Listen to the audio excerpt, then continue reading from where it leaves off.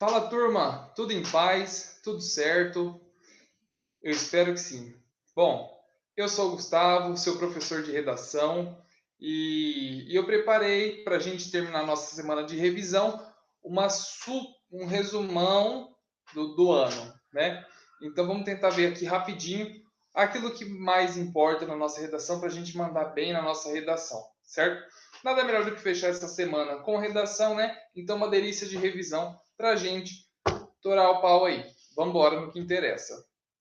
Bom, primeiro de tudo, vamos rever um pouco da estrutura da dissertação argumentativa, que é o que mais pedem nos vestibulares e também no Enem é o que pede. Então vamos focar aqui no Enem, tá? Primeiro de tudo, a gente faz um mapa textual.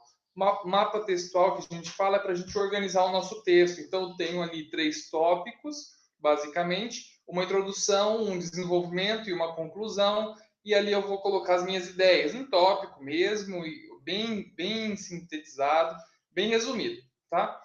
Só para eu poder lembrar tudo aquilo que eu vou colocar no meu texto, deixar tudo organizado, organizar a sequência de ideias, que é uma das competências que a gente vai ver um pouquinho mais para frente.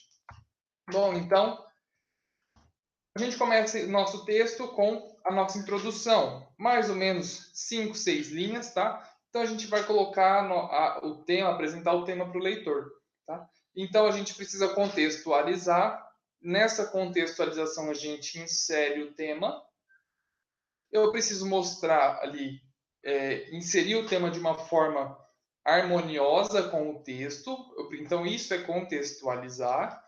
Preciso ser simples, direto e objetivo. Não fique enrolando na introdução. A introdução é apenas para ambientar o leitor. Você não precisa mostrar defender a sua ideia ali, tá? Por isso que ela é mais curta. Uma dica que o tio dá é mencionar que esse problema, geralmente o tema é um problema, sempre é um problema social. Então a gente menciona que esse problema precisa de uma solução. E aí você vai desenvolver o seu texto tentando resolver esse problema. A gente segue então para o desenvolvimento. Então, o desenvolvimento tranquilo é basicamente a relação entre a sua tese, as suas ideias, né? E os argumentos que você vai usar para defender a sua argumentação. Então, basicamente, é misturar ali, defender a sua tese com a sua argumentação. Então, eu exponho a minha ideia e defendo ela. Preciso ser nítido, não posso deixar espaço para poder vir outra pessoa e derrubar tudo aquilo que eu construí. De 15 a 18 linhas, não se estenda demais. Tranquilo? E aí a gente vai ver como é que a gente vai deixar essas defesas nossas um pouco mais poderosas, né? E a gente parte então para a conclusão. Conclusão aí de 6, 7 linhas, tranquilo, tá? É onde vai vir a nossa proposta de intervenção. É um único parágrafo, tá? Não vai dividir conclusão com proposta de intervenção. É tudo junto. Beleza? Então eu retomo todo o meu texto, coloco ali minha proposta de intervenção e geralmente eu utilizo, geralmente não, obrigatoriamente vou falar, tá? Usa conjunções conclusivas para você mostrar que você sabe que aquilo é uma conclusão e que o seu texto está terminando e você sabe que ali você vai concluir. Não basicamente porque é o último parágrafo. E aí você usa uma conjunção conclusiva, você sabe que aquilo é uma conclusão. Tranquilo? Então, seguinte, como que eu faço isso? Como que eu defendo a minha ideia? Como que eu fortaleço a defesa da minha ideia? Bom, basicamente eu vou falar para vocês aludirem. Então, aludam literatura, dados estatísticos, momento histórico. Então é o seguinte, tem uma literatura que você gosta, que é interessante. Eu recomendo as raízes, tá? Literatura boa, raiz, que você vai poder utilizar com poderio.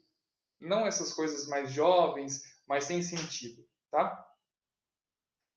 Então você utiliza essa literatura que trata preferencialmente de um contexto social, um problema social, que vai ser, se você pegar uma literatura raiz, vai ser há algum tempo já. Dados estatísticos, então notícias verdadeiras, tá? E com fonte, você traz a fonte, apresenta a fonte de onde saiu aquilo lá. Não deixa sem fonte porque é basicamente um tiro no pé. Momento histórico, se você gosta de história, se você gosta de geografia também, você pode misturar no seu texto ali, tá? Geralmente, um momento histórico é marcante porque ele se tratava de um problema social de toda a comunidade, e essa comunidade fez o quê? Fez uma greve, fez uma revolta, e uma dessas coisas melhorou, digamos, né? Na maioria das vezes, melhorou aquele contexto. Então, você foca, estuda então essas greves, essas revoltas e foca nisso para você trazer para o seu texto. Menção à autoridade e citação de filósofo. Eu dividi por quê? Menção de autoridade fica mais para alguém que você, uma autoridade que você traga que é mais jovem. Eu separei mais ou menos assim para vocês entenderem. Então, se você quer trazer um Paulo Freire, se você quer trazer um escritor, um, um pensador mais jovem, um jornalista, talvez um ator que pensa alguma coisa certa, que fez um ato interessante, sábio. Já o filósofo tem um lugar especial porque é um pensamento que é trazido há anos, né? É carregado por anos e anos. E por isso tem um lugar especial. Falo para vocês tomarem cuidado com a citação de filósofo, porque pessoas despreparadas para a prova de redação levam para a prova de redação o pensamento que aquele texto tem que ter necessariamente uma citação de filósofo. Tomem cuidado com isso. Então, o filósofo acaba sendo repetitivo, infelizmente, acaba sendo repetitivo nas provas de redação, nos textos. E isso pode enjoar um pouquinho o avaliador.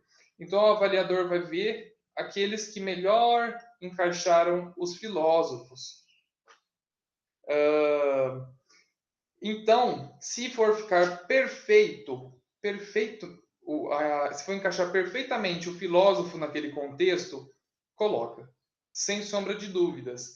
Ah, mas fica melhor uma outra coisa. Esse filósofo não ficou muito interessante.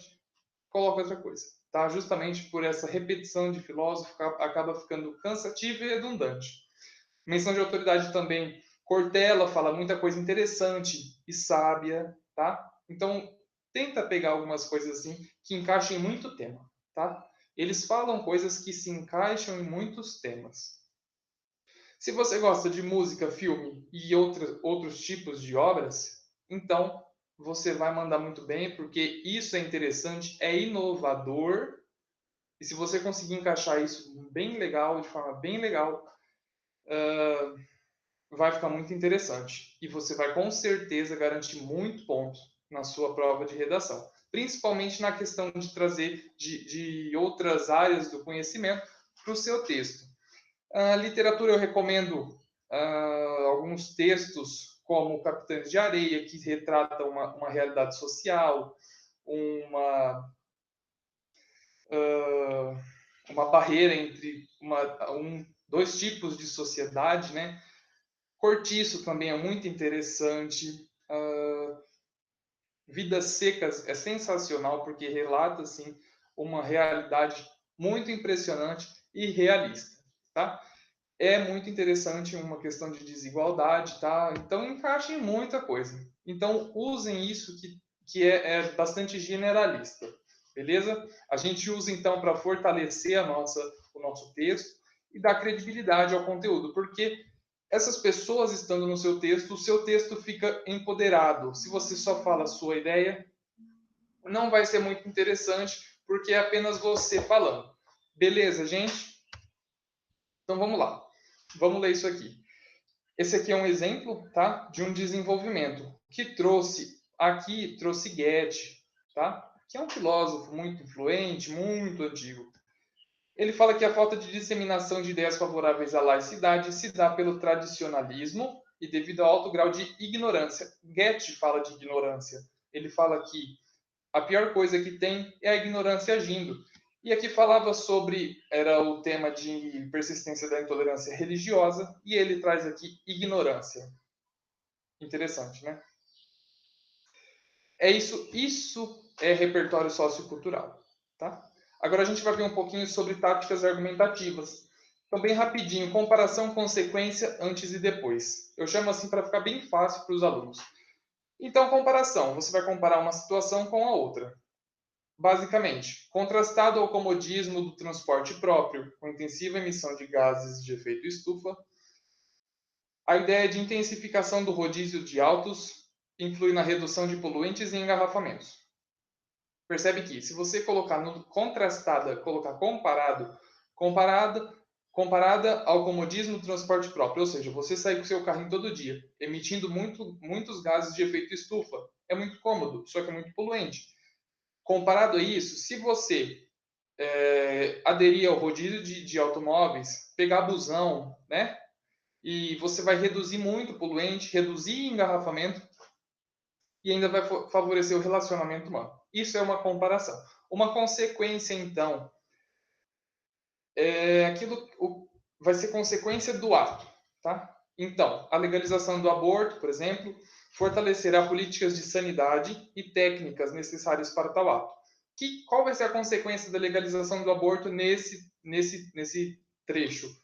Reduzir mortalidade de mulheres, aprimorar espaço para tal ato, tá?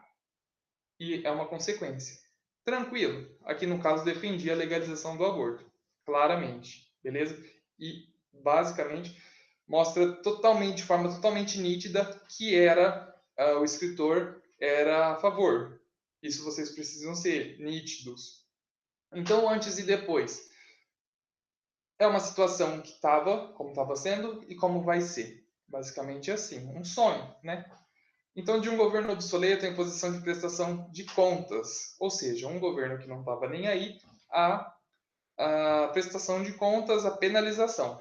Aí fala da exploração madeireira, que era jagunços armados, ou seja, peão chucro lá de trás, ignorante, para cidadãos responsáveis que respeitam a legalização, a legislação e que vão se comportar nessa extração madeireira, certo? Tem uma legislação para isso, e aí você não precisa saber que legislação é essa, mas existe, tá? Então, a reforma da legislação ambiental. Tranquilo? Beleza, então. Gente, eu estou aqui falando e aqui embaixo eu estou falando aqui e estou online aqui, tá? Então pode ir perguntando que eu vou estar respondendo. Tranquilo? Se quiser perguntar depois, tranquilo também, fiquem à vontade. Pode falar aí que eu vou responder já. Algumas atualizações da banca. A banca decidiu esse ano mudar um pouquinho, então fez umas 100 folhas de atualização na correção. E eu trouxe o mais importante para vocês. Eu resumi então nas competências, porque é assim que vocês pontuam. A competência 1, que fala basicamente da forma culta da língua portuguesa. Então, nós temos uma falha na estrutura sintática. Estrutura sintática nada mais é do que período. Como o seu período está exposto, ele é um período composto que tem ligação, ele é conecto, é um período simples que está faltando alguma coisa, faltou escrever um pouquinho ali para dar sentido. 2, desvios. Desvios são basicamente erros do uso formal da língua portuguesa. Então, durante todo o seu texto, você pode ter 2 errinhos e ainda ter uma falha no seu período. Você ainda assim tira 200 pontos na competência 1. Eles estão ajudando. Estão ajudando. Então, competência 2 vai ver se você obedeceu o tipo textual, a tipologia textual, se você está fazendo, no caso, uma dissertação argumentativa, se você está dissertando e argumentando. Ele vai avaliar a multidisciplinaridade, que é aquele caso de trazer outras áreas do conhecimento, como filmes, livros, trazer geografia, trazer história, trazer filosofia, às vezes matemática, se você conseguir. Entendeu? Tudo isso é multidisciplinar. Traz para o texto. E se você realmente compreendeu o tema? Essa é a competência 2. Enorme.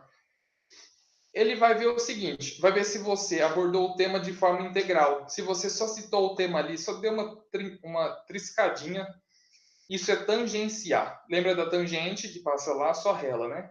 Então, seguinte, se você só fizer isso, vai perder ponto. Talvez você zera a competência, tá? Dependendo do quesito do avaliador, do humor dele. E você colocar palavras-chave durante o seu texto. Se você precisa relembrar o tema. A gente vai ver mais para frente que todos os parágrafos do seu texto precisam relembrar o tema. tá? Então, você usa palavras-chave para isso. Tranquilo, né? Só rever, só pensar em palavras que remetem a isso. Então, você vê o tema, vai anotando lá as palavras que você pode e deve utilizar. Competência 3, basicamente a argumentação. Só isso. É basicamente metade da sua prova, né? Valendo 200 pontos, claro. Vai avaliar o seu projeto de texto, se você organizou o seu texto, se as suas ideias estão numa ordem cronológica, se as suas teses estão elaboradas de forma inteligível e bem organizadas. Se tiver isso, uma consequência é a leitura fluida. Se você consegue ter uma leitura fluida, tranquilamente você vai ter um projeto de texto bem elaborado. Leitura fluida é não ficar enroscando. Você lê e você entende tudo que está sendo falado. Tá? Esses são os quesitos atualizados da competência 3. Eu fiz aqui. Aí. Competência 4, então. Basicamente, a coesão textual. Sobre o seu texto está bem coeso, está interessante mesmo, sabe? Então, seguinte, e tá bem locado tudo aquilo ali, tá? Repetição, se você ficar repetindo demais, não é interessante, vai perder ponto. Tanto as ideias, repetindo ideias, redundância, quanto repetindo palavras, termos, ok? Utilizar onde apenas para lugar. Então, onde, grava isso. Onde você só vai usar quando você estiver falando de lugar. Pelo menos no Enem, tá? Essa é a banca do Enem. Utilizar um conectivo por parágrafo e 2 conectivos interparagrafais. 2 conectivos interparagrafais é fácil. Além disso, somado a isso, dessa forma e portanto é mais na conclusão, certo? Mas não deixa de ser, além de ser uma conjunção conclusiva, é um conectivo interparagrafal. No seu texto, então, tem que ter 2 conectivos interparagrafais e um conectivo por parágrafo. Percebe que aqui atrás a gente usou um conectivo, mas é num período que a gente não citou. Olha, a pessoa desenvolveu, né, todo o texto dele, chegou aqui, ele terminou a ideia dele e ele ia acrescentar. Então, como que ele conectou a nova ideia que ia vir aqui, né, a essa ideia que estava aqui, com perante isso, certo? Isso é um conectivo. Tranquilo, muito fácil, tá? Isso é, para quem pratica, é tranquilo. Então, a competência 5, que é basicamente sobre a proposta de intervenção, ela vai voltar com o desrespeito aos direitos humanos, vai zerar. Mas não vai zerar a redação, vai zerar a competência 5. Você vai perder 200 pontos se você desrespeitar os direitos humanos. Primeiro que desrespeito não é interessante com ninguém. Ninguém merece desrespeito, nenhum animal. E muito menos governo, direitos humanos, pessoas, instituições, ONGs, certo? Não é elegante, não é humano isso, tá? Então vamos respeitar tudo e todos, tranquilo? Então a gente não sabia até então como que eles gostavam, como que eles queriam a nossa proposta de intervenção. Se eles queriam 2 propostas bem detalhadas, uma proposta mais detalhada e uma mais geral, ou se queriam 2 propostas, uma a curto e uma a longo prazo, e aí a gente fazia o que a gente achava que era mais interessante, que era uma a longo e uma a curto prazo. Então, o que eles decidiram mostrar para a gente o que eles querem? Eles querem uma única proposta de intervenção que seja bem detalhada, com um agente menos específico. O agente que vai fazer a ação não precisa ser tão específico, tá? Você não precisa ir tão fundo assim.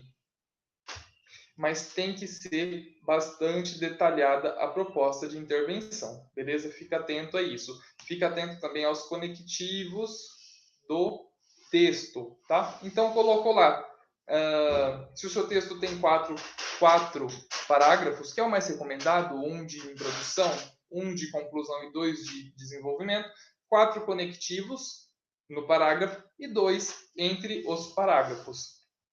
Isso é bastante tranquilo também, até porque você precisa ligar as suas ideias, senão você não tem um texto coeso. Conclusão, então, a gente vai apresentar a nossa proposta de intervenção. Então, você vai pensar, quais são as possíveis propostas de intervenção? Vai vir a sua ideia, você vai dando primeiro, segundo, terceiro, quarto.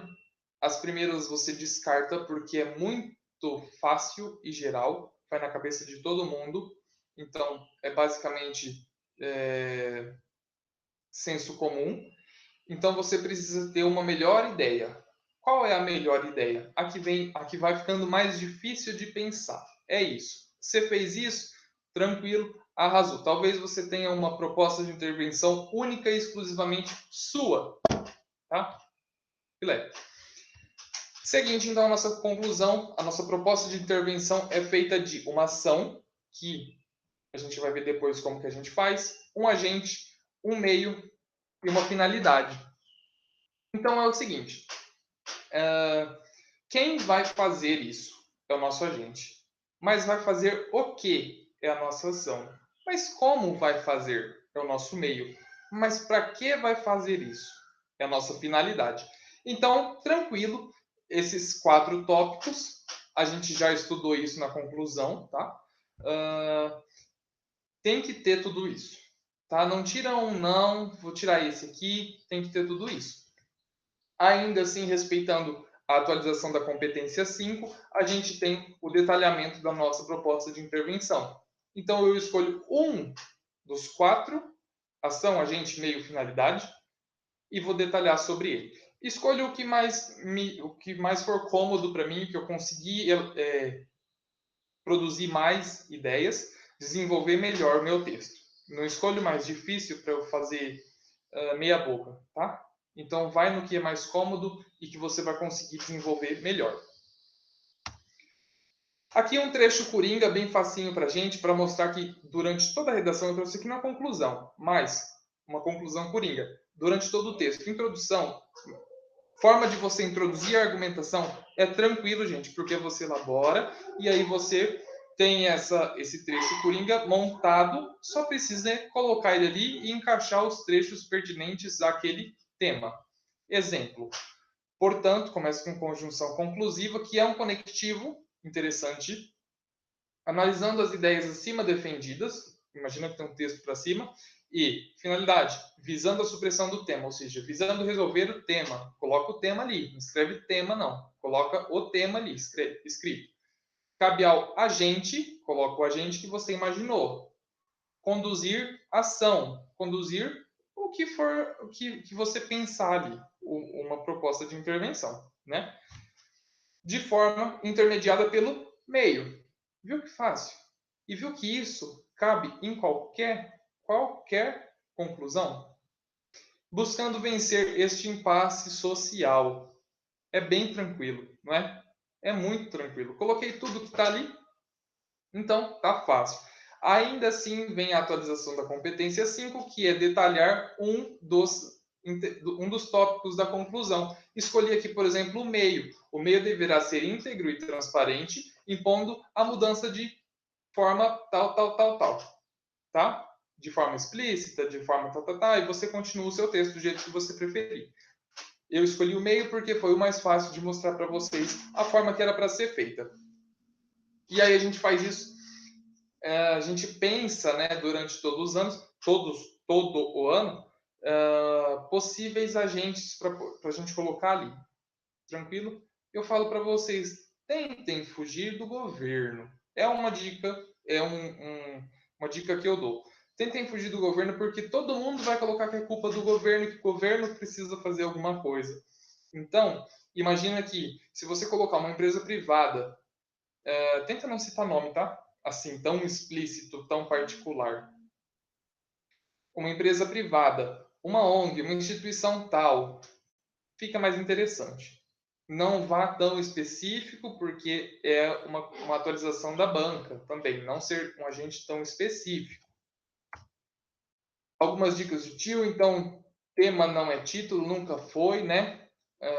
Título é uma coisa e tema é outro. Não começar com nos dias de hoje, atualmente, eu acho que, na minha opinião, eu penso que não é bacana, não é interessante. O título, ele se torna optativo, não é de agora. mas ele sempre foi optativo. Se você escreve muito, não põe título, porque você vai perder uma linha de escrita. Se você é mais sucinto, coloca um título, fica interessante, porque você teve o zelo de colocar um título, né, mesmo sendo sucinto. Um título precisa basicamente resumir o seu texto. Por isso ele precisa ser impactante, interessante. Ele é curto, não vai fazer um livro lá no título.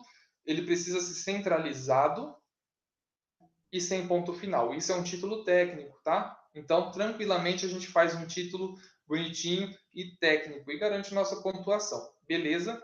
Lembrando que é optativo. Estética. Tenta alinhar os seus parágrafos, começar tudo certinho, alinhadinho, tá? Não precisa ser tão perfeito, mas o quanto mais perfeito for, melhor. Vai até o final da linha, letras sempre do mesmo tamanho, sempre da mesma forma. Tenta terminar os seus parágrafos no mesmo, mais ou menos alinhados, né? Isso é a estética do texto. A banca que pega, o avaliador que pega para corrigir, ele fica feliz. Então você precisa ser nítido, mostrar a sua ideia, mostrar o seu lado, mostrar que você é a favor, mostrar que você é contra. Então você precisa ser direto também, sem ficar enrolando, sem frescura, vai logo direto ao ponto e não fica repetindo ideias, não. Até porque isso vai perder ponto, que é uma atualização da banca, sempre foi e ainda frisaram isso esse ano. Tá? Então redundância não é bacana, vai perder ponto. Silabação, basicamente você separar as palavras, colocar o hífen tracinho lá e mostrar que você domina do português, você sabe como aquela palavra é dividida. Isso ganha ponto. Eu apelei para isso e deu bom porque isso me rendeu pontos, tá? Mostra que você tem um conhecimento, conhece a sua língua, né? E consegue silabar palavras. Então, não vai forçar também, vai fazer todas as linhas silabadas. Coloca 2, 3 palavrinhas silabadas, já mostra que você tem um conhecimento interessante. E encontre, então, cada parágrafo você precisa mostrar o tema do seu texto. Se você não encontra em cada parágrafo o tema do seu texto, acaba que o seu texto não está adequado àquele tema. Você basicamente está dando uma fugidinha do tema, tá? Você não está apresentando, está tangenciando o tema. Isso a gente já viu que lá atrás, né, não é interessante. Certo? Bom, turma, é isso. Se vocês tiverem dúvidas, as que tem aqui eu já vou responder. Se não, se quiser mandar lá no Classroom, pode mandar, o código está aqui. O meu e-mail está aqui. Pode mandar uma mensagem para mim, vou responder todos vocês. E digo para vocês, se preparem, deem o máximo de vocês para vocês conseguirem alcançarem aquilo que vocês querem, porque vocês são capazes, certo? Não se esgotem, vocês precisam estar com energia, né, para a prova, tanto para a prova geral e para a prova de redação. Então, não se esgotem e eu aguardo boas notícias de vocês, certo? Um abraço a todos e eu aguardo vocês me falando como é que vocês foram. Tranquilo, pessoal? Obrigado. Tchau, tchau.